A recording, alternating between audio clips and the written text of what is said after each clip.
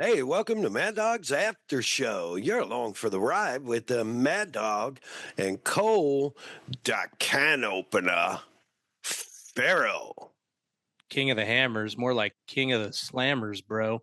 Ooh. I decided to fly through the air and live in the sunlight and enjoy life as much as I could, and that's just what I'm doing.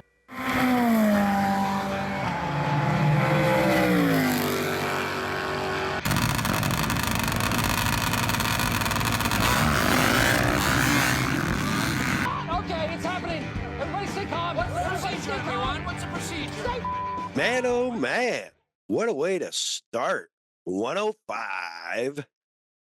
Then those inspiring words from the incredibly insane Mr. Evil Knievel, flying through the air, living in the sunlight, and enjoying life. Yeah, an even better way to start is the reason we can enjoy life and fly through the air, live in the sunlight is because of our first responders Absolutely. and the selfless efforts of all of our men and women of the armed forces. Yeah, for sure. And special shout out to all of our veterans and, of course, the families that gave all, the families of the KIA, MIA. We appreciate you.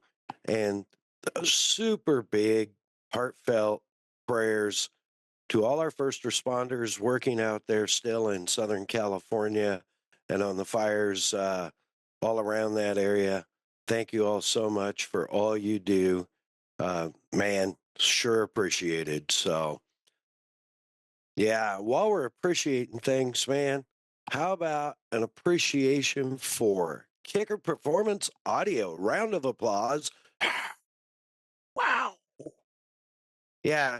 No, Kicker Performance Audio for all your 12-volt audio needs, whether it's a car, truck, sandrail, jet ski, boat, whatever you need, all the way up to personal audio, headphones, wireless earbuds.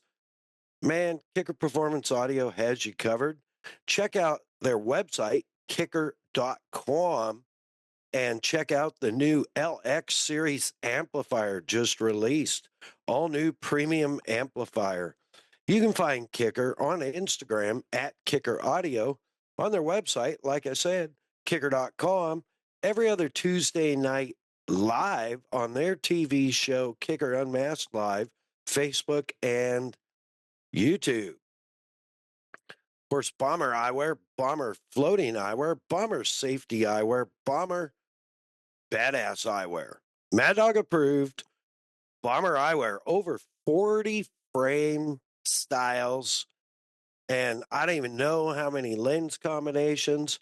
Go to their website, bombereyewear.com. Check them out. And be sure and check us out in the final credits for your personal Mad Dog discount code for those Bomber Eyewears. Get them while they're hot. BomberEyewear.com. Find them on Instagram at Bomber Eyewear. Of course, Assault UTV, Assault Industries. So glad to have them on board. All your premium ATV, UTV, and off-road needs, tools, apparel, everything you need. You can find them on Instagram at Assault UTV, on the web at assaultind.com. Check out their all new Phoenix MAS 223 axles. Hit them up. Assault Industries. Of course, the Premix Podcast and our man Cole sharing his love for all things desert racing through the lens of a camera, and also does some MC and announcer work.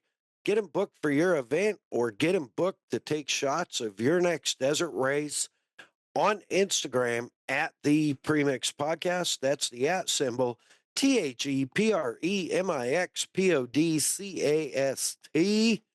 All one word, the Premix Podcast. Of course, Shutter and Whirl, formerly Kelsey Morrell Film and Media, for all of your film production and still photo, studio photo production needs, from pre-production all the way through production to post-production. Shutter and Whirl. Find her on Instagram at Shutter and Whirl, all one word. Hey Geeks Marketing, solving all your social media and website problems. You got a problem you need fixed, whether it's a website built, maintained, fixed, or a social media account built, man, yell, Hey Geeks, or find her online, heygeeks.com, or on Instagram at Hey Geeks Marketing. Well, here we are. After how many years at Dakar now? 5? Let's see, 2020, 21, 22, 23, 24. Yes. Yeah. 6? 6? Wow. Started in 2020. Yeah. No. 5, 2021 I started. I can't even remember. It's been so long. 5 or 6. Nice. Ladies and gentlemen, the one and only Seth Quintero. Dude, one, thank you for jumping on. I know how stinking busy you have to be. And dude, I really appreciate you jumping on. This is our Dakar download, I'm gonna call it. And we've got Cole has sent me a bunch of questions. He's back there in the background making sure audio's good and listening. But I want to jump right into it. I mean, everybody knows who Seth Quintero is. Everybody knows how far we go back. Just everybody that listens knows who you are, and just about everybody in the world now knows who you are. So, what's that like? I mean, we're talking like whatever 5 years or so, 5 maybe 6 years at Dakar. What's it like? Because when you started going, I mean, you weren't legally or by their rules old enough to race, right? No, so the first year that I went, we kind of threw a Hail Mary, thought that I was going to be able to race. Showed up to Saudi Arabia, and I was not allowed to race. So yeah, a couple long months go by, exactly a year, and I was 18 and like 3 months or something like that, 18, 3 months, and then they ended up letting me race the following year. Yeah, I mean, I guess just these 5 years Dakar and all the things that we've been able to accomplish. It's a double-edged sword for sure. Because the first year I went in with no expectations and ended up leading it until the last day, or 2 days ago, winning a couple stages, set some really cool records, and then that kind of set the staple of what I had to do year after year after year for the following 5. So yeah, it's definitely a double-edged sword. It's nice to be in the position that I am and be with the team that I am and learn the way that I have. But definitely have had a lot of pressure on me since the beginning, and it seems like it just keeps getting more and more. So yeah, double-edged sword. Yeah, for sure. But the one thing I want to highlight right away is you and the rest of your at the time Red Bull Off-Road Junior US Team USA people like Mitchie and AJ, you guys went in a time when like Americans really couldn't buy publicity on racing in Dakar. I mean, other than Ricky, nobody, and I don't feel like Ricky at the time even got the respect he deserved, and I want to say great job, because you guys have turned the tables and forced all of them to pay attention to you, to all the Americans. And as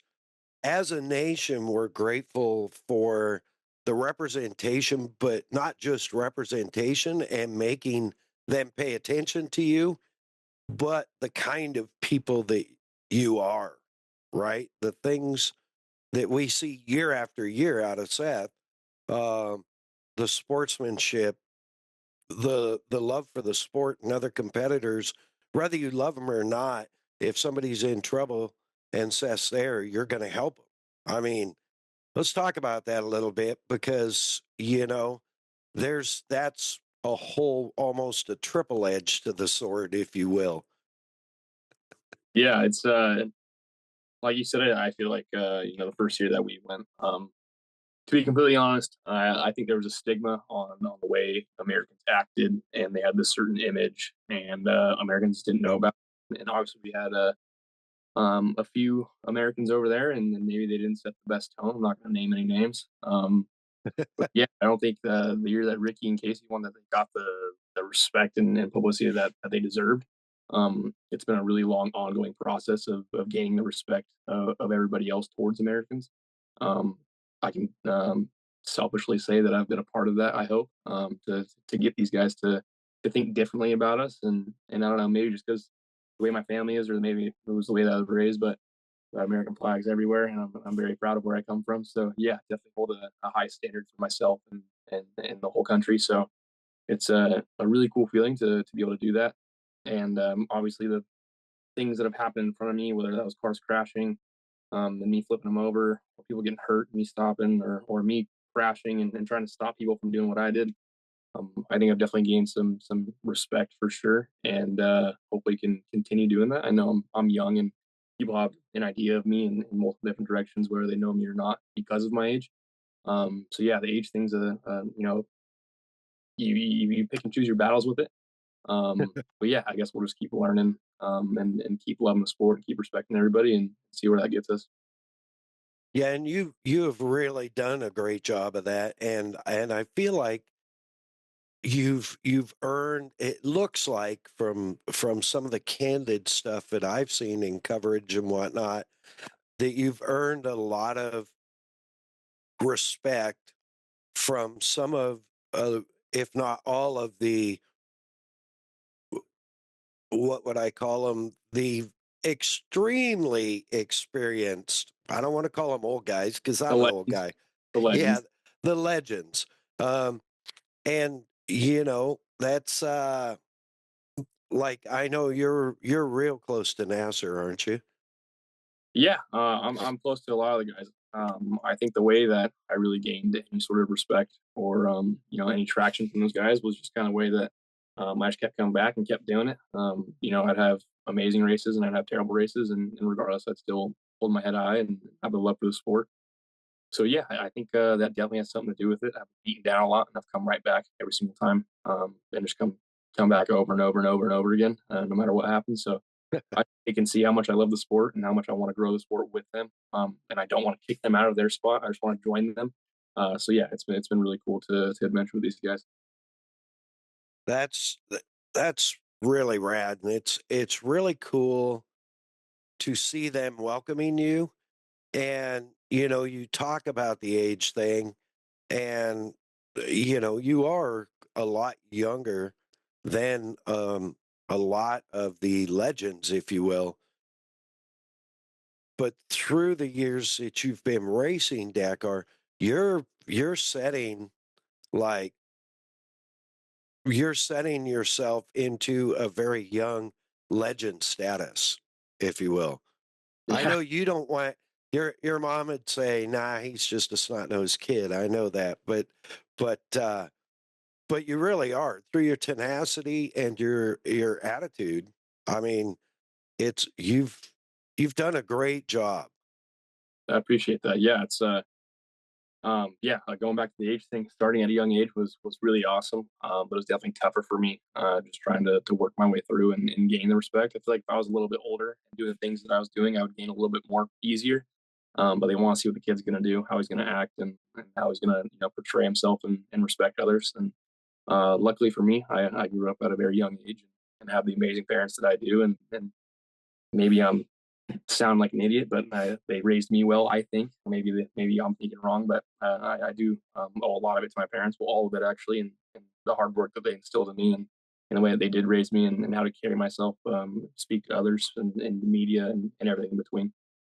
Yeah, and that's something that really sold me back, how many ever, what, you're 22 now, so 10 years ago. Yep. Wow, 10 years, dude. You don't hardly look a day older. You're a foot taller, Yeah. but Yeah. You still look young. Look at me, man. I look like I've been beat with a pole for 10 years. I think when I met you, I was about 5 foot, and now I'm about 6'1", 6'2". So that's about the only thing that's changed in me. Yeah, yeah. But it's the same spark. It's the same articulation.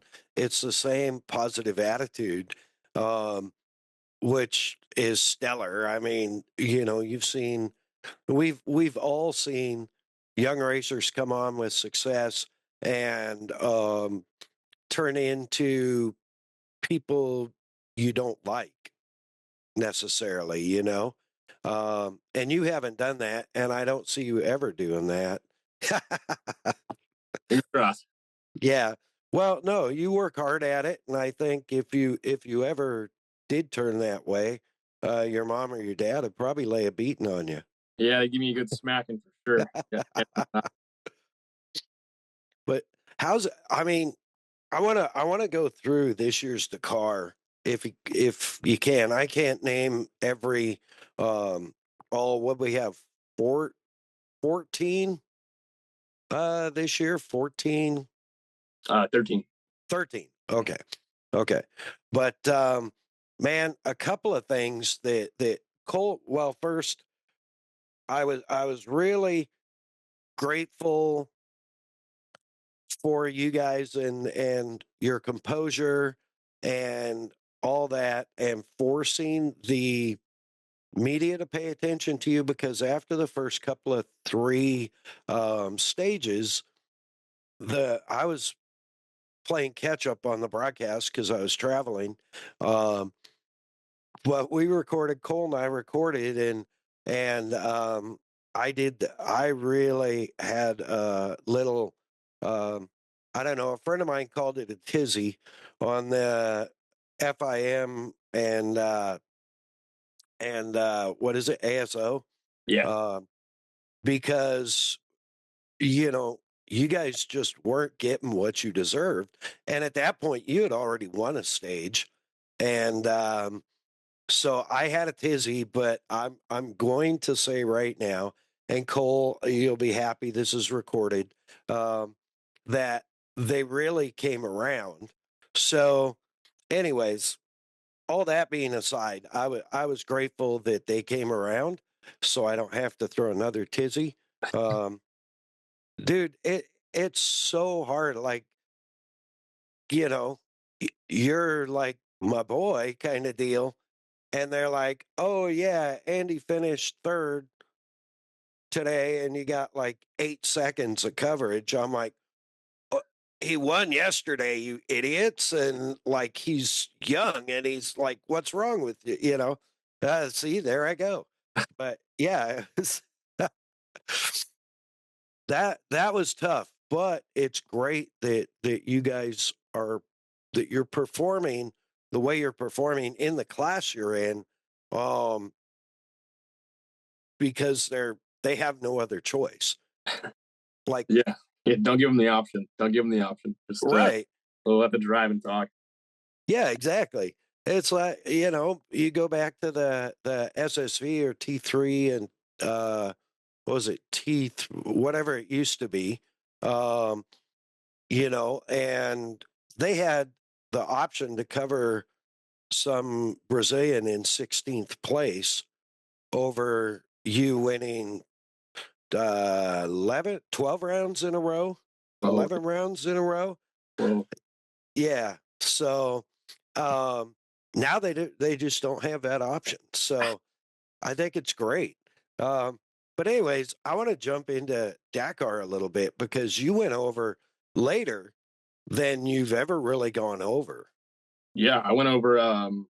We usually leave Christmas morning, so we usually Christmas is a tough one. We usually pack up pretty early on Christmas morning, or we'll do the Christmas day before. But yeah, we I don't know what happened this year or why, because it's the same dates. Maybe just with the team that I'm in, we didn't leave until December 31st, which was really Yeah. nice. And racing started on the 3rd. Yeah. So we didn't have a lot of time to prepare and get there, but we had put in so much time beforehand to where I wasn't really worried about it. I had just spent 2 weeks in Dubai there end of November, early December. So I had been pretty comfortable in the car, and made some really good suspension settings I was comfortable with, so I had no worries about getting there later. And I think it helped me a lot, to be honest. Whether or not I want to admit it, leaving your family on Christmas morning is tough, and you're going to think about that subconsciously. And it's not going to put you in a good mood, no matter how much you love racing. Right. I'm going to be completely open and honest and real.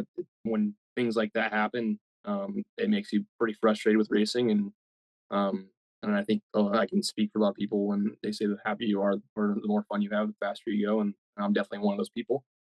So yeah, over those couple of years to where we're leaving on Christmas morning, and all my, I'm watching my family do Christmas and my friends do New Year's and all this stuff. It was a bummer for sure, but this year I should have stoked. I was so happy. I had Christmas at home. I had a couple of days to play with my toys.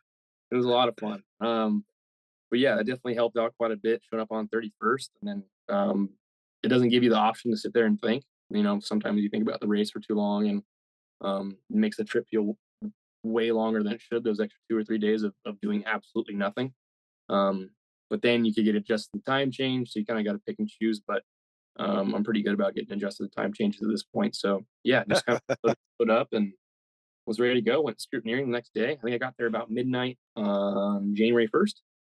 So December 31st, January 1st. Midnight New Year's Day. So we all celebrated together getting off the plane. It was pretty cool. And then went straight and the next morning and went scrutineering, threw the race suit on, did photos, and then qualifying the next day. So Yeah, that was crazy. But so as opposed to showing up early, one, you're fresher. Two, you're in a better mental spot, it sounds like. Three, you haven't spent 2 or 3 days shaking down the race car. yeah. So are you at that point, man, let me at it. Let me get in that car. You know, sure. I miss it. Yeah, exactly. The whole time, I think everybody was chomping at the bit just to get in the car. Yeah, I'm just that, like, you get there and you just want to go. I mean, I love Saudi Arabia and I love people there, but I don't want to spend too much time away from home at sometimes. So the fact where I can get it done and get into this race and know that it's 2 weeks long is tough on the brain. So the faster we can get into it and we can click these days off, then I think the happier everybody was. Yeah, I think it really, I mean, you looked happier in your social media stuff leading up to the race, so it definitely made a difference. But you also had a bunch of time, like you said, in the truck. I guess call it a truck. I call it a truck. Everybody there calls it a car, and they make fun of me for calling it a truck, but it is a truck. It is a truck. Technically, it is a truck, right? It is a Toyota Hilux truck. Yes. Okay. So we're going to call it a truck. We're stamping it. We'll call it Seth the truck driver. Exactly. Yeah. So, but you had a bunch of time in the car, like you were saying, November-ish, right? And so when you go through all that, how much different, like, are there a lot of changes? I'm assuming, they completely disassemble the thing, reassemble it, check every nut and bolt, check every frame fastener for cracks, go through the whole thing. But from the time you step out of the truck in November till you get in it, like the 2nd of January, is there much that changes, or is it just good to be home feeling? Yeah, I mean, so the reason we went to Dubai was to race, actually, because we were testing a brand new car and get a suspension setting dialed in. And luckily enough, I ended up throwing a Hail Mary at some suspension, different shimming, different valving, and they ended up working way better than anybody ever expected. So the whole team was super stoked on that.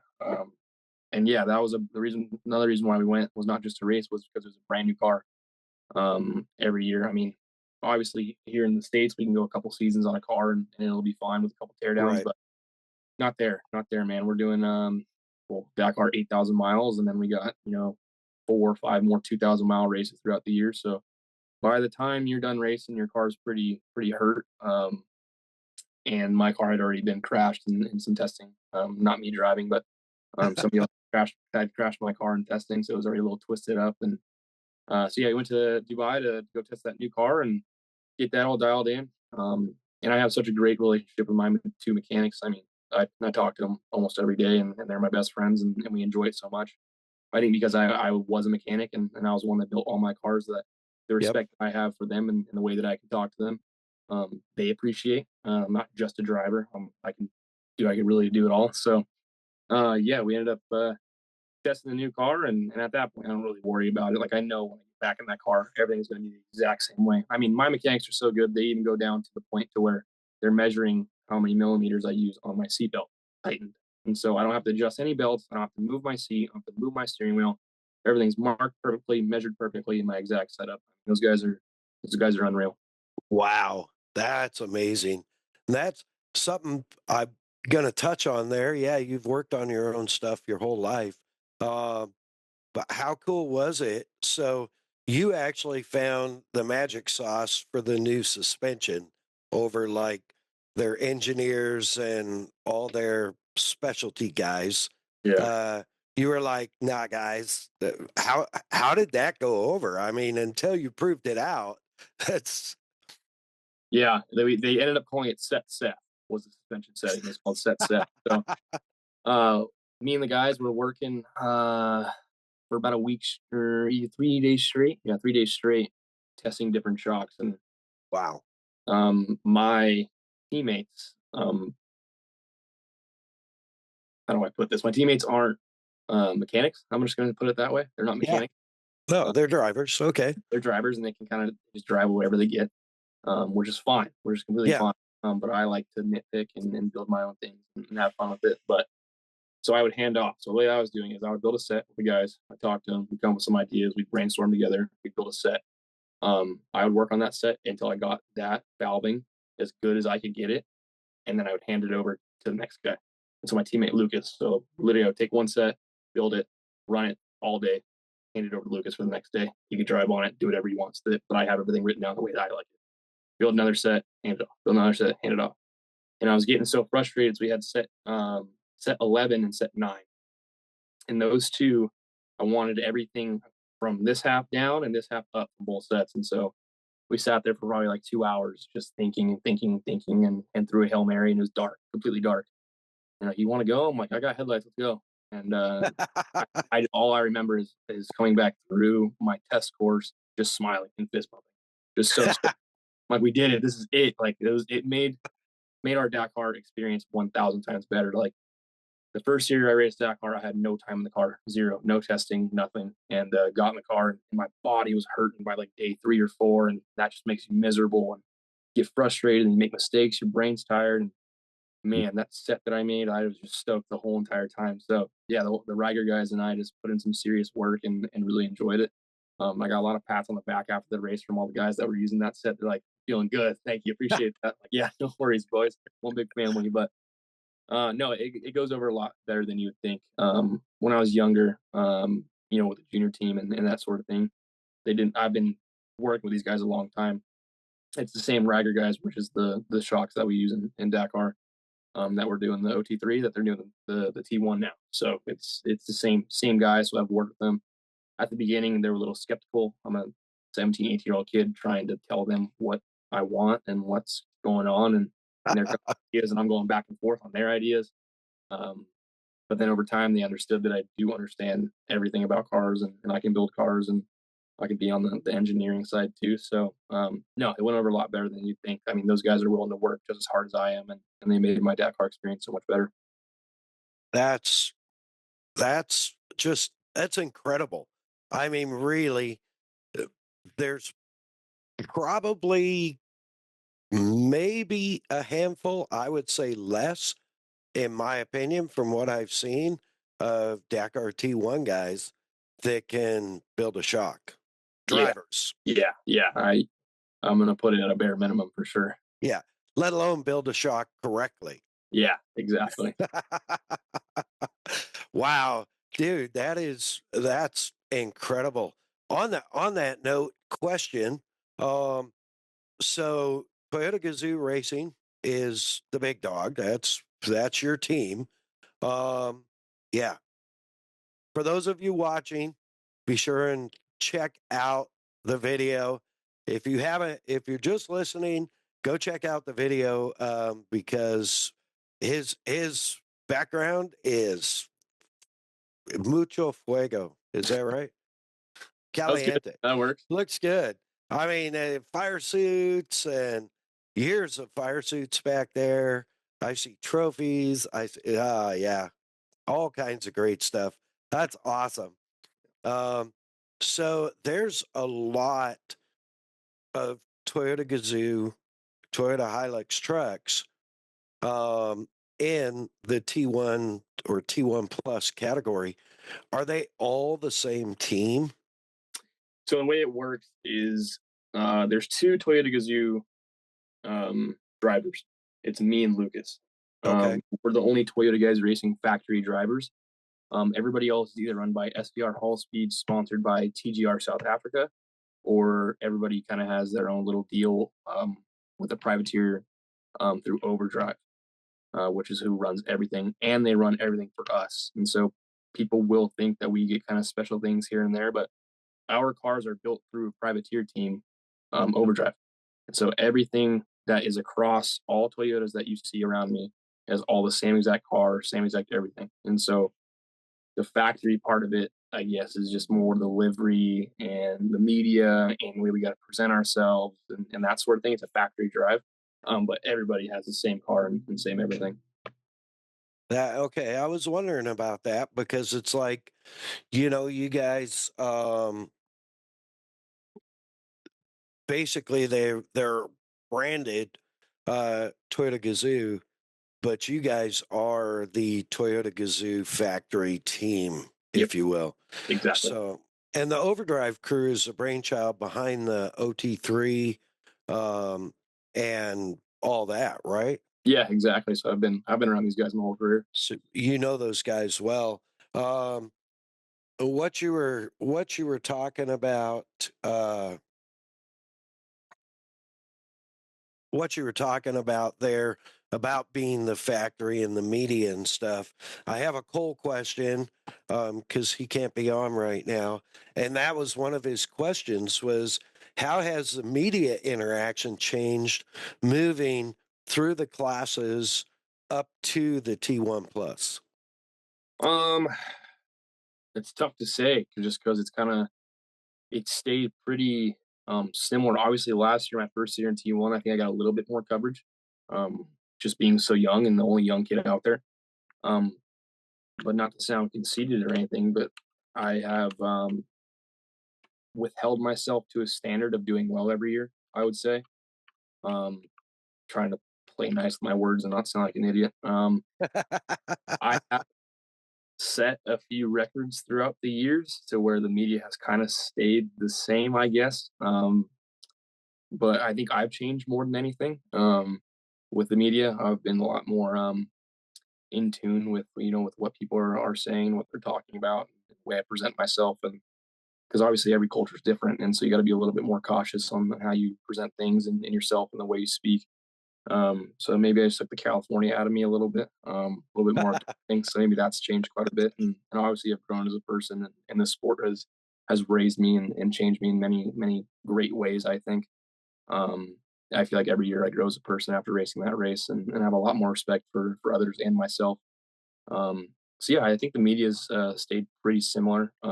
Maybe they're a little bit more pushy with me. They want to find my mistakes more now, more than ever. Obviously, they've always wanted to do that with me being American and that whole thing going on there for a bit. But I have such a great relationship with all the media guys at this point, just because I'm willing to be the one that's gonna, they're not going to walk up to a Sebastian Loeb or a Carlos Sainz, RV and knock on the door like, hey, can we get an interview? But they know they can come do that with me. And I'm more than willing to come hang out with them. So, yeah, I think hasn't really changed. Mainly, I've gained more respect for them, and they've gained more respect for me. And yeah, obviously, they're the opposite side of the media, where they're not immediate media. Wants to nitpick and criticize and do this and do that. And when I make a mistake, it's a bigger deal than it used to be. So definitely put some more pressure on me. But yeah, I don't really let it get to me. I'm not on social media too much. I don't have TikTok or Snapchat or any of those things. So I'm just it's either Instagram or I'm gonna go build something. So Well, and I have Snapchat, but I don't follow any of the media stuff on that. That's specifically for like my family. Um, but yeah, I think it shows your tenacity. Let's put it this way: your tenacity to force them to see the good side of you. Like maybe they want to nitpick, maybe they want to say this, but dude, this year I think you got more coverage, um, just in the little highlight stuff. And like it seemed like after the first maybe um, three stages, it seemed like you were in every T1 recap, every video. It's like, you know, you're maybe it's your willingness to work with them, where whether you've had a good day or a bad day, you're still smiling at the camera. And I think they appreciate that. And like you said, the fact that most of them, at least the ones that are good to you that you're, uh, no, they can come knock on your door and say, "Hey, can we take 2 minutes of your time or whatever? Have you got a minute?" And you do it, and I think they just want to cover you more, right? yeah, for sure. I think it also has something to do with my performance this year compared to last year as well. Last year, obviously, didn't perform the best. I had some great qualifying days and quite a few podiums, but really came out swinging this year. And I think it made people realize how hard I had worked in the off season, and I was ready to go, physically, mentally, everything. I mean, I think I put on 12, 15 pounds, and I was training every day, and my mental was there, and I had dealt with some things here that I wanted to just straight focus on racing and really made it my priority. So yeah, I think a lot had changed for sure, and gotten into. I mean, we won the first day. We qualified. Yeah. Strategy for qualifying to start further back. Executed the plan. Won the first day. Wasn't supposed to win the first day. I was not supposed to win that day. I didn't want to open the 48 hour. Right. But then I think the way that I handled that, I was like, things happen. It is what it is. And when everybody else was kind of freaking out about the 48 hour, they wanted to cover that. And I really enjoyed opening. It was a lot of fun. We actually led a lot of the way even while we were opening, and then we were top three almost until we were done. And obviously had the road book failure to where that took us down for about an hour. But again, same thing, kind of just took a punch to the chin and stood back up and kept going. So I think they enjoy covering stories like that just because it's relatable and it shows character and who I am instead of just kind of a robot type thing. I show emotion. I show, the good, the bad, the ugly. I'll let you know how it is and how it goes. Yeah, just kind of keep it going and just be a real person. And they seem to enjoy it. Well, and it's unique, right? So many racers across every venue have this, be it good, be it bad, be it whatever, tend to have a media personality, if you will, and the real person, right? And you're just the real person to all those guys. There is no, oh, the camera's on, whatever. Um, I mean, other than maybe forcing a smile when you had a bad day, but that wins them over. And talking about that start, I got another cool question, and this is a good one because you kind of touched on it. What were your personal expectations starting off, like just fresh coming into it, new car? Um, Hit us. Yeah, I mean, coming in, I was really, really ready to win. Like I said, mentally, physically, I had never ever been in a better place.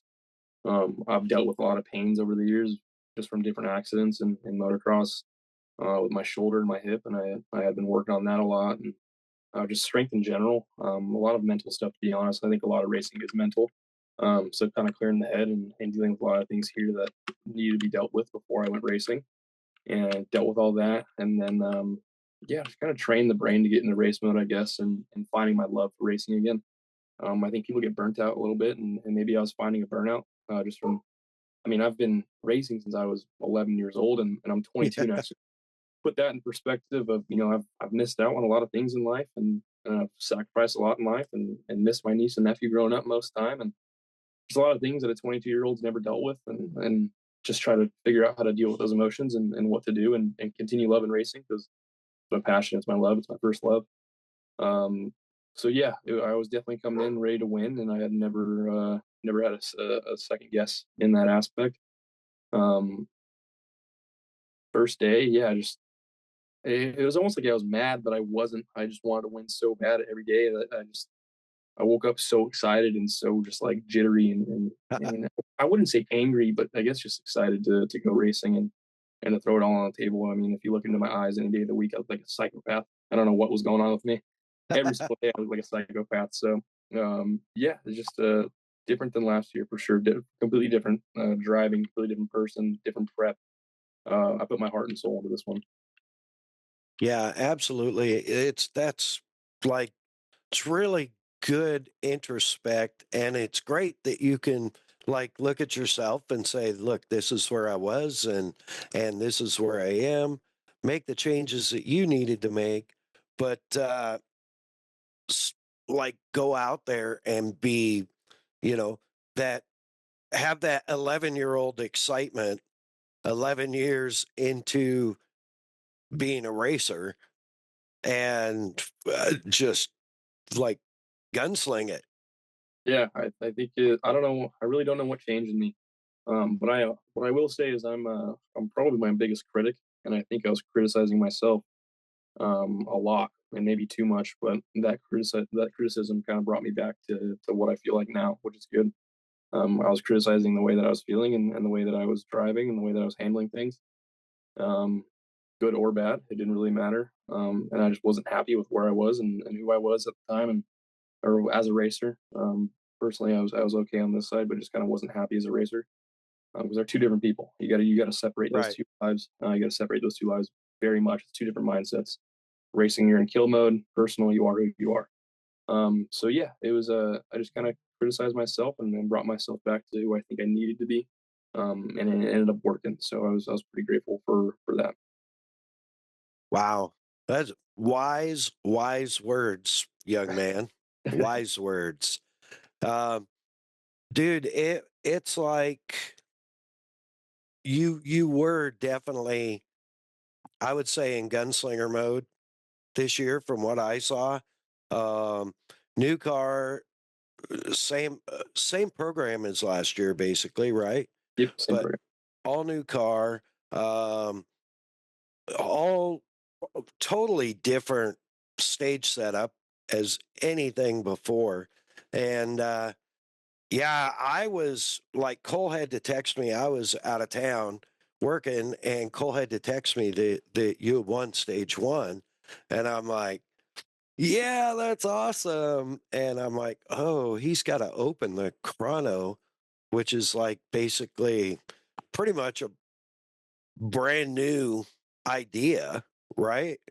And so, how did, like, okay, I know you and Dennis are close, and opening is from I obviously never experienced it, but opening, from what everybody says, is probably the worst. It's like, cleaning sewer pipes in a restaurant.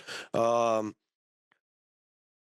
and knowing that you're opening the chrono, but then as soon as that's over, you're going to the uh, what do they call it? The 48-hour The marathon. marathon. Yeah. So the chrono's the 48-hour, and the marathon is immediately after it. Um, Dude, how do you deal with that mentally? Like, you're gonna be basically for 4 days, you and Dennis are gonna be the guys that have to work on the cars. Yeah, I mean that part of it doesn't bug me at all. I almost want to get in there most time with the mechanics and help them work at night, just because I feel terrible. So that part doesn't bug me at all. The 48 hour, I wasn't worried about, to be completely honest with you. I don't know. Again, just the mental state that I had, was in a really, really good spot with who I thought I was at the time, and um, went into the 48-hour stage, and I was excited. I'm like, let's do it. I mean, this is a new learning experience, and it's either going to work or it's not going to work. So let's figure it out. Can't change it now. So why mourn on it? Just let it go. So we went into that stage. And that stage was 960 kilometers to over 2 days. Yeah. And we led, and this was really cool as well. I gained a lot of respect from the bike guys as well. We led all the way to the refuel, which was kilometer 350 something. Wow. So with people starting right behind us, and we have no track on the road, and I know people talk about cars opening and bikes opening. There was no bike lines, no nothing. This is just me, just the car, just driving. We didn't get past for 350 something kilometers. Obviously, we had people catch us at one point. Toby Price and Prokop caught us at some point, and they were following us through the dunes. And then we were almost going to run out of fuel. So yeah, we were almost going to run out of fuel, get to the refuel. So then Toby went right by us, and then about half a kilometer later, he was stuck. So then we went right back by. So I guess I can't say I led the whole thing, but we led most of it. But yeah, that was a really awesome experience, and yeah, I think we dealt with it really well. I think in that 350 kilometers, we had only lost, I think, 9 or 10 minutes, which when opening is absolutely nothing. I mean, Right. very proud of the work that we did, and we got to the refuel, and unfortunately, that's where our roadbook issue started happening. And when you're opening and you don't have a roadbook or a compass heading, it's literally impossible. So ended up having to wait a little bit of time, and had to let some people in front of us, which was pretty frustrating after the day that we had, or beginning of the day that we had. So then we went another, I couldn't even tell you how many kilometers. Yeah, I really couldn't tell you how many more kilometers we went on that day, but ended up going back to probably around fourth, halfway through the second part of the day after the refuel, and then I ended up opening again for a bit there through the dunes. My compass heading would freeze and it would come on every once in a while, and one time it came back on when the guys made a mistake, and I was like, oh, we gotta go this way. And charged off. Here comes the wolf pack again right behind me, so that was pretty fun. All the greats too. I mean, it was myself, Yazid, Nasser, Loeb, Hank, Lucas, Toby, all of us in a wolf pack, just getting after it. And it was so much fun. Learned a lot there, and then got to the refuel, the rest point, which I think was about 690 kilometers into the day. Oof. So we had already been in the car for, I think, 14 or 15 hours at that point. And then shout out Mom. I ended up making my tent, Dennis's tent, and I had my MRE Birria. So shout out Mom for that one. Worked on the car a little bit, but everything was perfect. We really didn't make any catastrophic mistakes all day, so everything was tight and neat, and we had any big moments. So we were all good there on that end. Made the tent, woke up about 4:30 the next morning, I would say, maybe a little bit earlier, and then took off in the dark there in the morning with about 330 kilometers to go or something like that, I believe, starting 6th on road. And we went about 25 kilometers and everybody got lost. So it turned into another mess on the second part of the stage. And everybody grouped up. Seemed like there was a little bit of an issue there, and then we took off again. And I think we finished 4th on road after opening, after 960 kilometers. So I was really happy with that. Obviously, we lost a lot of time with the roadbook issue, but didn't let it take us down, and ended up winning the next day. So that was pretty cool. Just kind of kept charging every day, kept charging, didn't really care how bad my day was going. I just wasn't going to let it get to me, and put my head down and kept on going. Man, that's so gnarly. Like, I mean, literally, you went what, almost 700K off road in a day, so 350, almost between 350, 400 miles, basically. I think it's around 450, yeah, somewhere around there. Yeah. So, but the problem with that part was, so 450 miles isn't bad, obviously racing, but when you're doing 200 kilometers of dunes that you're averaging 60 kilometers an hour, so 40 something miles an hour, that's where it gets bad. So that's where all that time goes, and like say we're racing in Mexico, we're going to be done with that 500 hours or 500 miles in what, 9 hours or so, somewhere around Yeah. there, 9-10 hours. Where we're doing 300K of dunes in 9 hours. So just like stuff like that, it was definitely pretty tough. But just keep on rolling, I guess, and see how the rest of the day plays out. What's the conversation in the car like, um, when you guys were having roadbook issues and stuff like that? Because they have, maybe people aren't that familiar, but basically roadbook is pretty much a map, right? Yeah. To an extent, it's a map, in basic non-racing terms. It's a map that gives you your kilometers, your turns, where you have to be, and you have, in essence, like, do they have virtual waypoints there? You have Yep. waypoints Yep. and virtual waypoints, correct? Yep. So it's basically it's like a giant scroll. Fortunate enough, we have electronic ones now, but it looks like, so basically the only things that it'll tell you is which junctions to split on, what compass heading to go to at a certain kilometer, um, a couple triple cautions, and that's about all you get. And you got to race 900 kilometers on that. So Yeah, and when you have like your compass failure or roadbook failure, and I'm assuming that was across everybody. I know some of the bike guys had it too. Um, did they have it at the same time? no, so that was day one. Day one, there was an Okay. issue where everybody lost signal on the primary because of something that there was some sort of bug. Oh, so the collision alert ended up putting a bug in the machine, and that was day one. But fortunately enough, I have a great co-pilot, and he knew exactly what to do, and he switched to the secondary, and we were right back on our way in 5 seconds. So that wasn't an issue for us. Our issue was definitely a lot different. Nobody else had that issue, unfortunately, the whole race. Not unfortunately, fortunately, nobody else had that issue the whole race.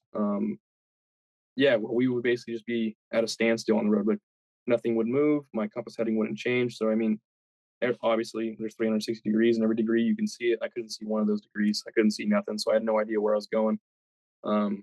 So just kind of hoping and praying. And it's not all compass heading. So at some points, it'd be different splits, or go right to this tree up and over this dune. You would kind of look for it and see it. And then I read the road book a lot myself when I'm driving. So like, I think one of the days, we ended up getting lost, and we're scrolling. And I see power lines, and I'm going to the power lines. It's like simple stuff like that. We ended up finding the waypoint. But yeah, that's it's fortunate that it didn't happen to anybody else, but it's unfortunate that it happened to us. It's for those of you who are conspiracy theorists, like myself.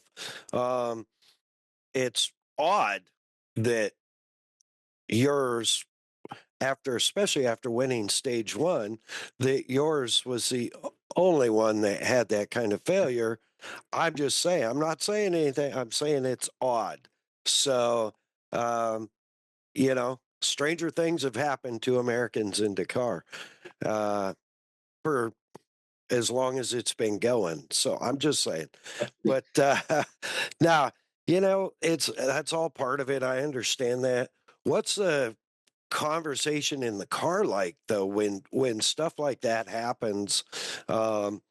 You guys you and Dennis have raced together a long time, in essence, and done a lot of different terrain, a lot of different disciplines.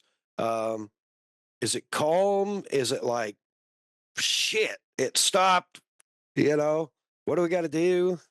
It's pretty calm, to be completely honest, because we know it's 2 weeks long. We were only on our second day. Like, obviously there's frustration, but Dennis and I work really well together to the point where it wasn't too frustrating. Obviously, in my head, I'm probably a little bit more frustrated than he is, but he takes it very serious as well. So I could be completely wrong there, but wasn't a lot of disarray in the car. It was just confusion, like, why us? Why is this happening?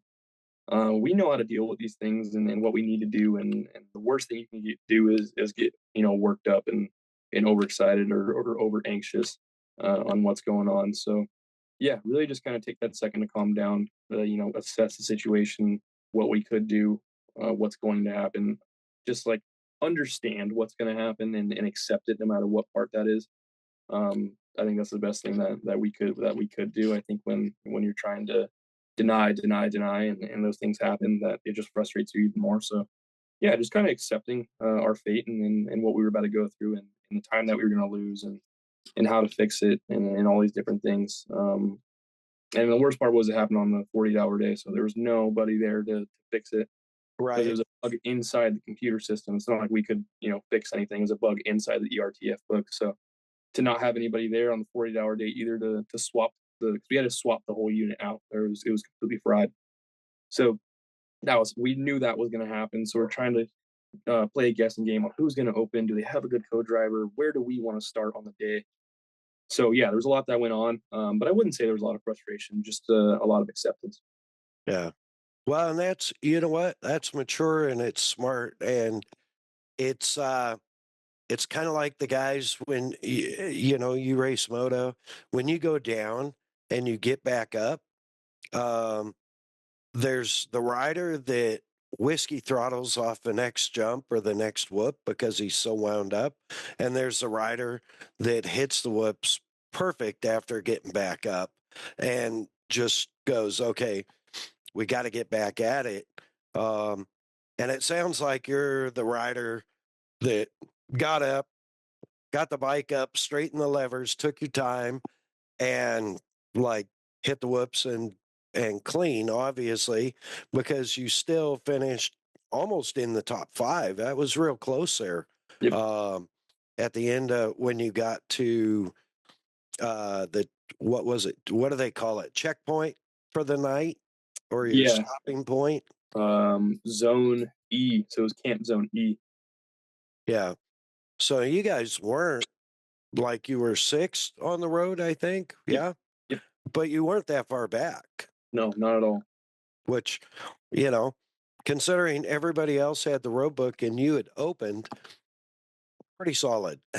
Yeah, we were super stoked. I mean, we came into the checkpoint and we were like, oh well, we're still right in this thing. It was kind of our plan worked out. Our plan really did work out. Like you said, people get frustrated and freak out and make more mistakes. And I've been that person for sure. I'm not going to deny that. I've definitely had those moments where I'm pissed off and I made another mistake because I was mad. But thank God I didn't do that this time. And we just kind of accepted everything how it was. And yeah, ended up being really not a bad day at all. Yeah, that's impressive. And so did you have to change out the unit yourself, you and Dennis? No, so when we got back from the 48-hour, the mechanics had prepped the car that night, and we start the marathon the next day. So, but even if we could change it out, we didn't have access to the ERTF. ERTF is its own entity. It's like racing tracks. You can't build it yourself or fix it yourself. You got to get it from those guys. So Okay. there was nobody there at the checkpoint for us. Even if they had it, we couldn't swap it out. We could swap it out ourselves, but you're not supposed to touch them. Like, they don't want you touching them. They want you messing with them. We have Erie Track and ERTF. We've got a lot going on in the car for safety things and navigation. So even if there was somebody there, we couldn't have swapped it out. Obviously, we would have, but there wasn't even anybody there. So Yeah, I wondered about that, and I wondered how that works. So a great answer, because I didn't know. I mean, you guys carry like every nook and cranny of that race truck has spare parts. Yep. And I didn't know if you had spare computers. I would guess you probably have spare ECUs and stuff like that just in case, but I didn't know about your road book. So that's cool. Good info. So you had to, after having this issue, sleeping in a tent, having mom's home cooked meal. When, dude, I was laughing so hard because you had mom's home cooked meal and everybody else was eating food out of bags and cardboard boxes. yeah, I've been in the game long, and I don't know what these guys are doing. I've been in the game long enough to know that it's gonna be hell. Like, there's no easier way to put it. It's gonna be hell. So I've been around. I know, and after racing for 14, 15, 16 hours, you don't want to eat military slop rations from Saudi Arabia. No matter who you are, even if you're from Saudi and you're in the military and you love those things, you still don't want to do it. Yeah. So I always bring my own food, and I packed that truck full of stuff. So I was good to go on that aspect.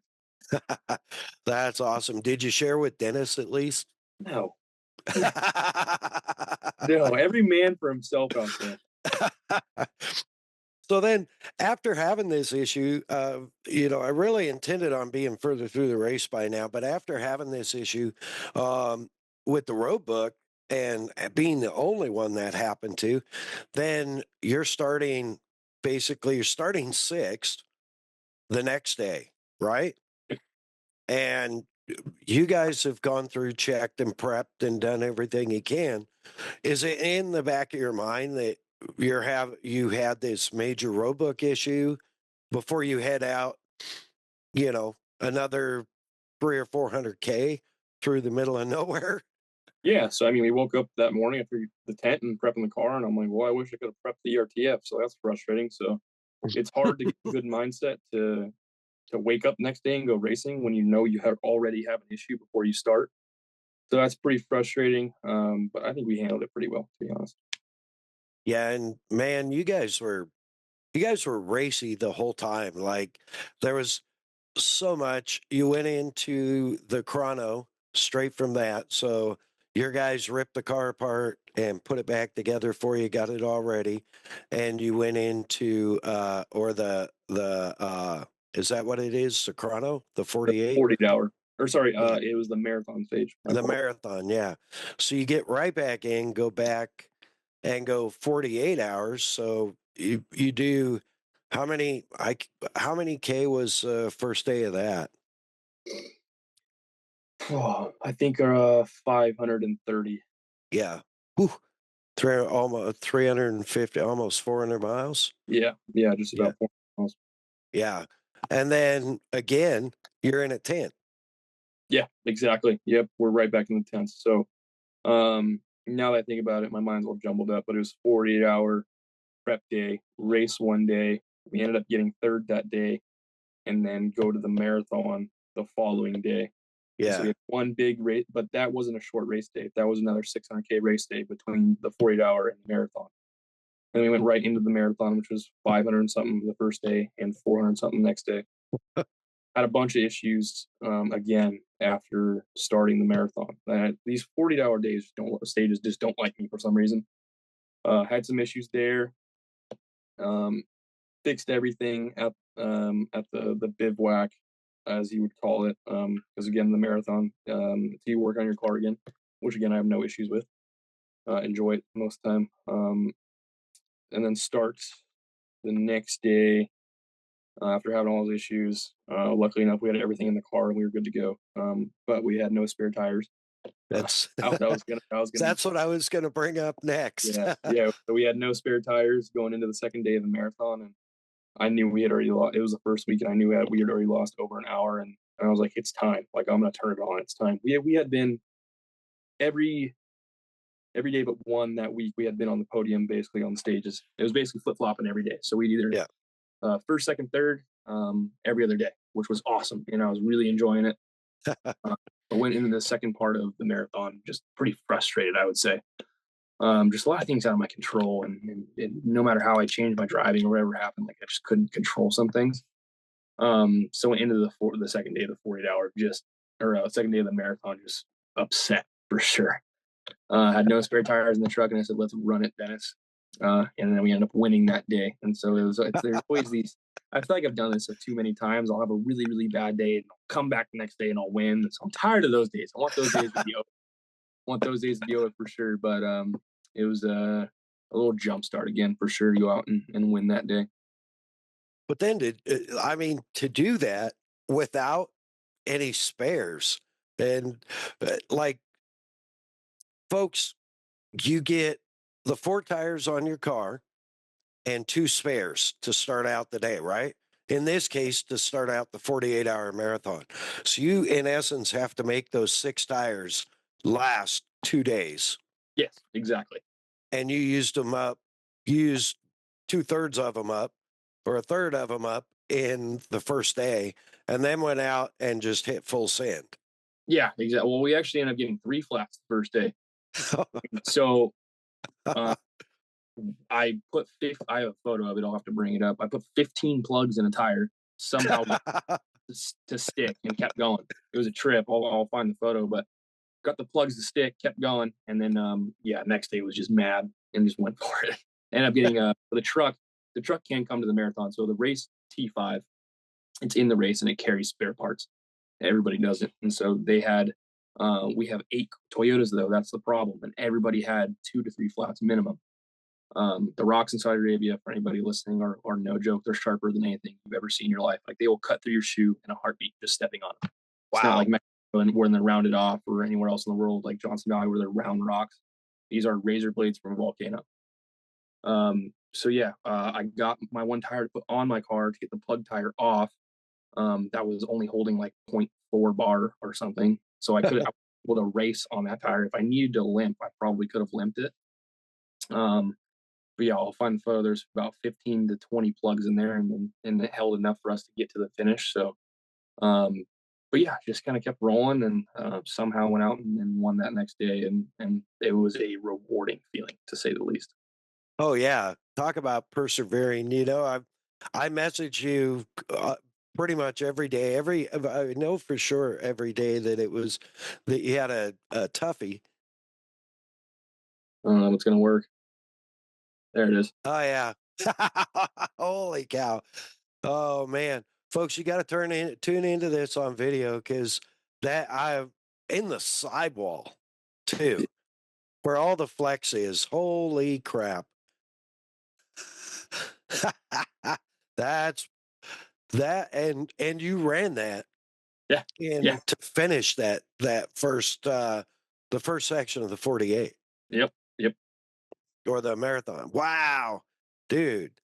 So did you head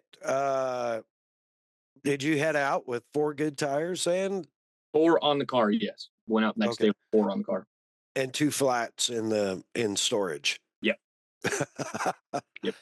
And just sent it and won the stage. It's like, well, yeah. And we finished the second day on a flat. Wow. So once we were like 5 to 10 kilometers from the finish, I turned it up again. And I'm like, I can finish on the flat now. Let's run it. And so I really turned on the afterburners the last 10 Ks and finished on it. I ended up getting the flat just because I wasn't I didn't care. I'm like, let's go. I'm gonna go as fast as I can. But for some reason, I didn't have. Maybe it was a good thing or a bad thing that I knew this at the end of the race. I'm glad I didn't know at the beginning of the race. My tire pressure monitoring system wasn't working. The whole entire time, I thought I had all good tires all the time. So even if I had a slow leak, I would have never known. And so thank God that maybe they didn't work, because I would have probably changed up my driving.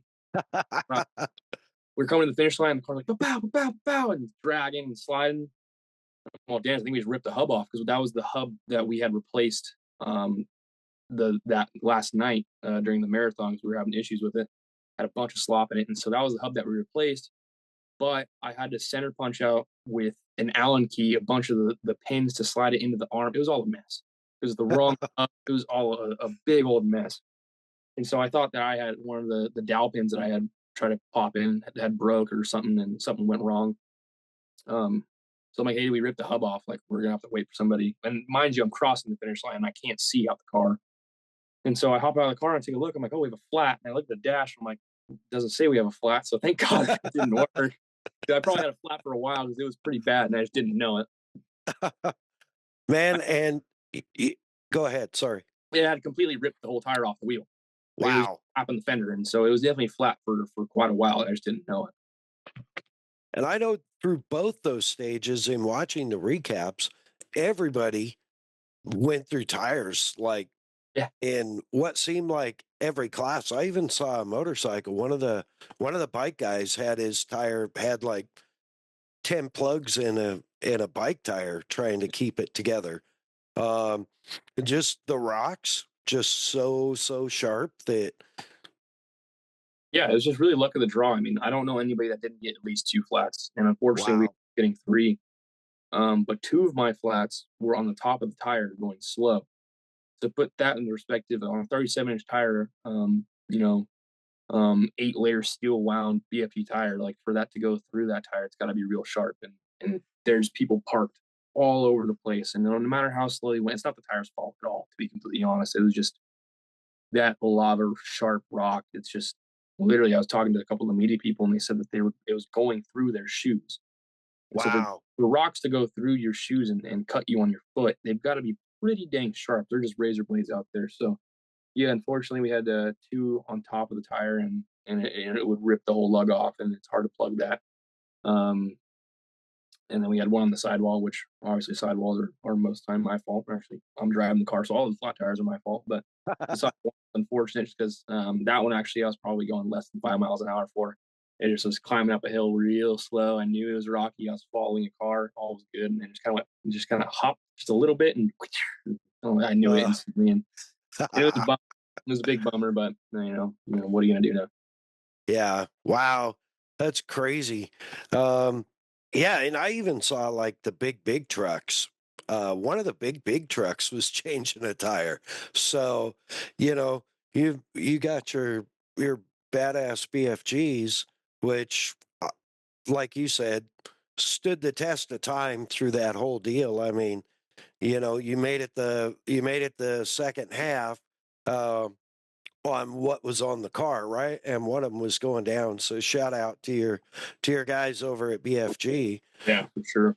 Especially when you see those big giant trucks. And one of them was actually changing a tire. I'm like, oh, that would suck. Yeah, I mean, you got those trucks with 50-inch tires, maybe bigger, actually, I don't know. But yeah, massive tires. And actually our T5 truck, our big trash truck, so usually they skip half the stage all the time and go to a neutral point and then finish. They couldn't even get to the halfway. They couldn't make it halfway. They ended up getting 3 flats themselves in the big truck, and so they didn't get in until probably 2:30 in the morning of the marathon day. Wow. So we didn't even know if we were going to have tires for the next day at all, because the truck wasn't here yet, and we had no communication with them. Ooh, that's a whole nother factor too, is the communication factor out there. So now we're up to what, through stage 5, stage 6. We're on rest day now, yeah. So we're passing rest day after all that.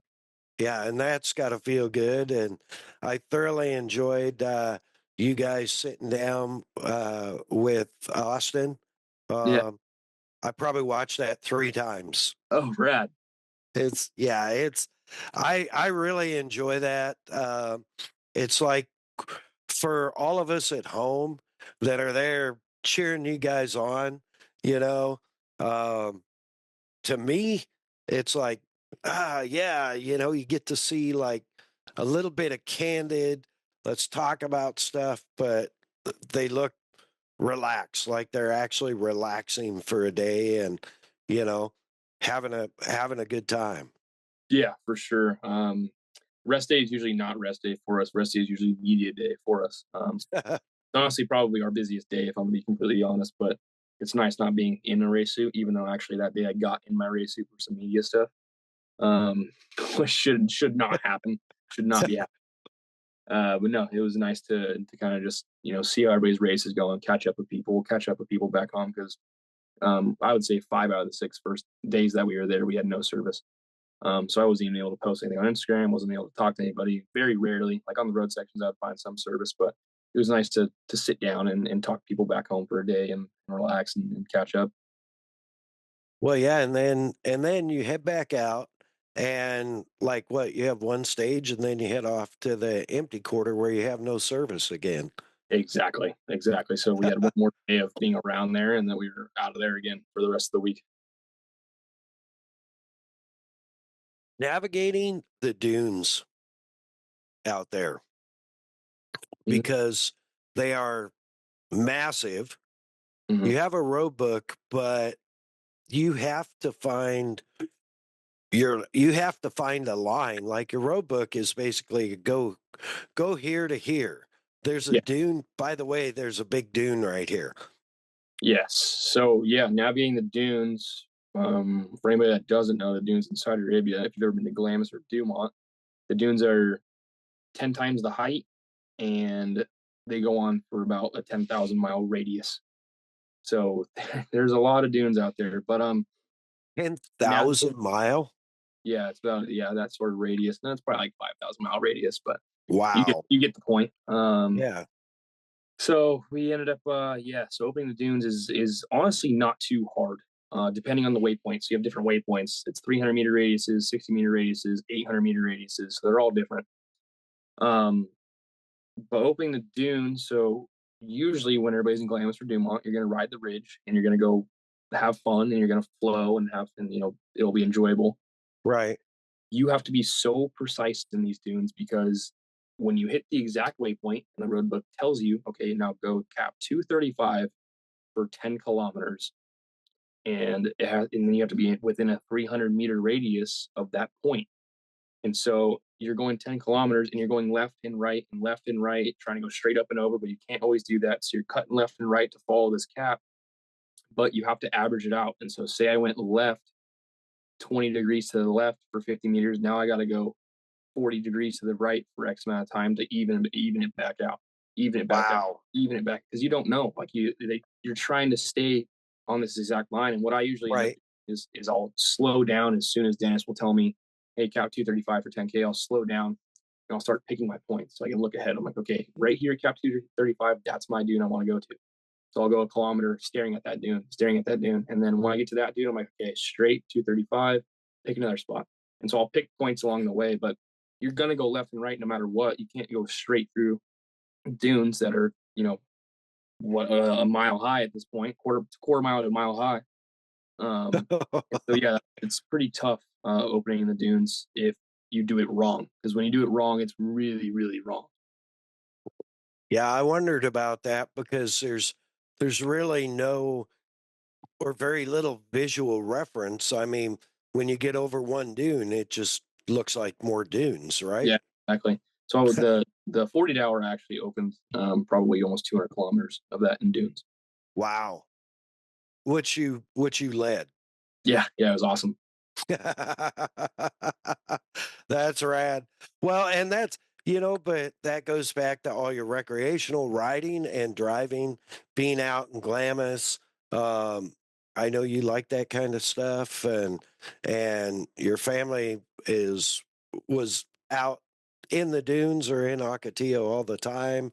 So you really grew up doing that. So you're maybe have more of a natural, like, okay, this is what it is, and find the flow, because there's got to be some kind of flow. Rather, like you said, you've got to worm your way up one because it's so huge. That has its own art to it, right?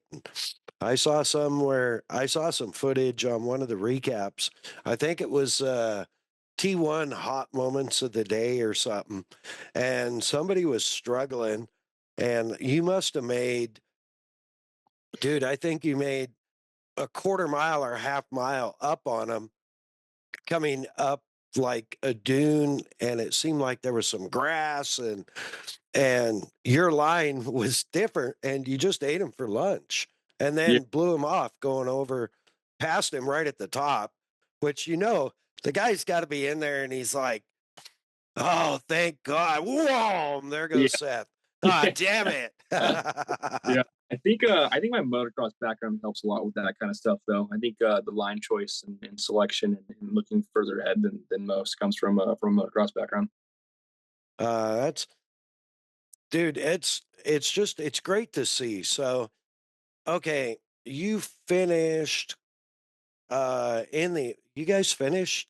No, you had the final two of the final three stages were empty quarter, or three of the final four. The whole entire final stages were the empty quarter.